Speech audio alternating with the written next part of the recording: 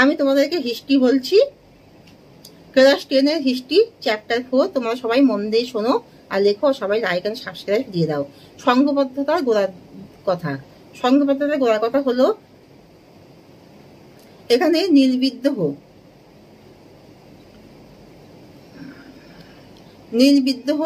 যখন নীলকর চাষিরা চাষিদের উপরে যথাযথভাবে অত্যাচার, অমানুষিক অত্যাচার শোষণ করে, অর্থাৎ চাষিরা যদি নীল চাষ করতে না চায় তাদেরকে মানে আটকে রেখে দেয়, তাদেরকে প্রহার করে, তাদের খেতে দেয় না, অমানুষিক অত্যাচার করে, তাদের ঘরে বাড়ি সব আগুনে পুড়িয়ে দেয়, বউ সন্তান সবাইকে অপহরণ করে। এর ফলে সকল জায়গায় চাষিরা, বাঁকুড়া, বীরভূম, বাংলা চাষিরা একত্রে গিরিশচন্দ্র ঘোষ, হরিশ্চন্দ্র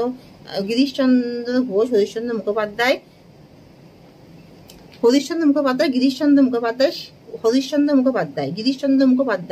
শিশির কুমার ঘোষ, বিষ্ণুচরণ বিশ্বাস, দিগম্বর বিশ্বাস, দীনবন্ধু মিত্রের নীলদর্পণ আর মধুসূদন দত্ত কিছু বুদ্ধিজীবীর নেতৃত্বে তারা সকলে মিলে আন্দোলন করে, তাই কৃষক বিদ্রোহ নামে পরিচিত।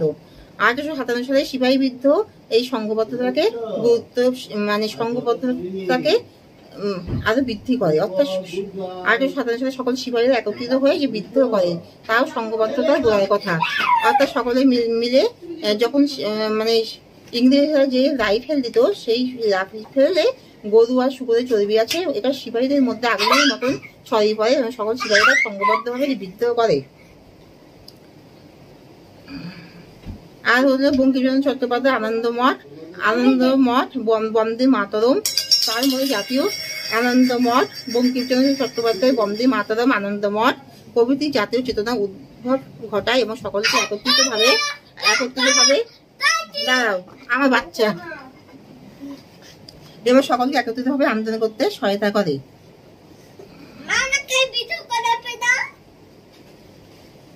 আর হলো রবীন্দ্রনাথ ঠাকুরের জনগণ মন, যা সকলকে জাতীয় চেতনাবোধ উন্মেষ ঘটায় এবং সকলে একত্রিতভাবে সংঘবদ্ধভাবে প্রতিরোধ করে। আর বঙ্কিমচন্দ্র চট্টোপাধ্যায় আনন্দমঠ এবং বন্দে মাতরম, যে জাতীয় চেতনাবোধের উদ্ভব ঘটায়, সকলে একত্রিতভাবে সংঘবদ্ধভাবে সকলে মিলিতভাবে ব্রিটিশ শক্তিকে প্রতিরোধ করতে সাহায্য করে। আর ভারত ছাড়ো আন্দোলনের মাধ্যমেই সকলে একত্রিত হয়ে যে আন্দোলন করে, তাই ব্রিটিশ শক্তির বিরুদ্ধে সংঘবদ্ধভাবে আন্দোলন করে। বঙ্গভঙ্গ বিরোধী আন্দোলনের মাধ্যমে সবাই একত্রিত হবে ব্রিটিশ শক্তির বিরুদ্ধে যে আন্দোলন করে, তা বঙ্গভঙ্গ বিরোধী আন্দোলন নামে পরিচিত। তাহলে এখানে শেষ করছি, তোমরা সবাই লাইক এন্ড সাবস্ক্রাইব দিয়ে দাও। আমি তোমাদেরকে হিস্ট্রি বলছি, ক্লাস 10 এর হিস্ট্রি চ্যাপ্টার 4। তোমরা সবাই মন দিয়ে শোনো আর লেখো, সবাই লাইক এন্ড সাবস্ক্রাইব দিয়ে দাও। সংঘবদ্ধতার গোড়ার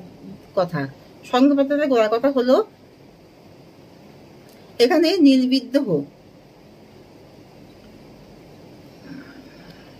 নীলবিদ্রোহ যখন নীলকর চাষিরা চাষিদের উপরে যথাযথভাবে অত্যাচার, অমানুষিক অত্যাচার শোষণ করে, অর্থাৎ চাষিরা যদি নীল চাষ করতে না চায় তাদেরকে আটকে রেখে দেয়, তাদেরকে প্রহার করে, তাদের খেতে দেয় না, অমানুষিক অত্যাচার করে, তাদের ঘরে বাড়ি সব আগুনে পুড়িয়ে দেয়, বউ সন্তান সবাইকে অপহরণ করে। এর ফলে সকল জায়গায় চাষিরা, বাঁকুড়া, বীরভূম, বাংলা চাষিরা একত্রে গিরিশচন্দ্র ঘোষ, হরিশ্চন্দ্র মুখোপাধ্যায়,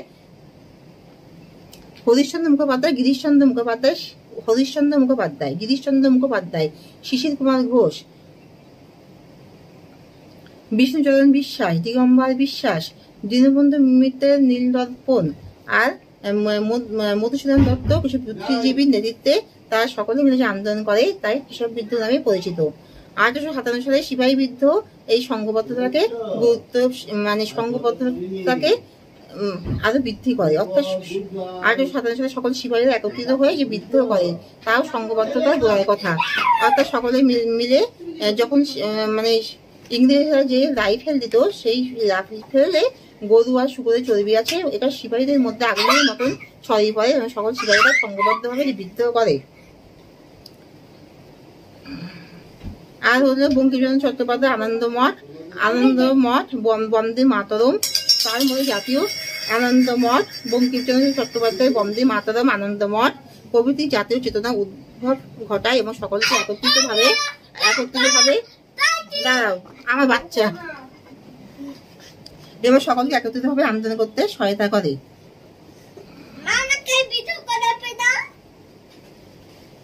আর হলো রবীন্দ্রনাথ ঠাকুরের জনগণ মন, যা সকলকে জাতীয় চেতনাবোধ বোধে উন্মেষ ঘটায় এবং সকলে একত্রিতভাবে সংঘবদ্ধভাবে প্রতিরোধ করে। আর বঙ্কিমচন্দ্র চট্টোপাধ্যায় আনন্দমঠ এবং বন্দে মাতরম, যে জাতীয় চেতনাবোধে উদ্ভব ঘটায়, সকলে একত্রিতভাবে সংঘবদ্ধভাবে সকলে মিলিতভাবে ব্রিটিশ শক্তিকে প্রতিরোধ করতে সাহায্য করে। আর ভারত ছাড়ো আন্দোলনের মাধ্যমেই সকলে একত্রিত হয়ে যে আন্দোলন করে, তাই ব্রিটিশ শক্তির বিরুদ্ধে সংঘবদ্ধভাবে আন্দোলন করে। বঙ্গভঙ্গ বিরোধী আন্দোলনের মাধ্যমে সবাই একত্রিত হবে ব্রিটিশ শক্তির বিরুদ্ধে যে আন্দোলন করে, তা বঙ্গভঙ্গ বিরোধী আন্দোলন নামে পরিচিত।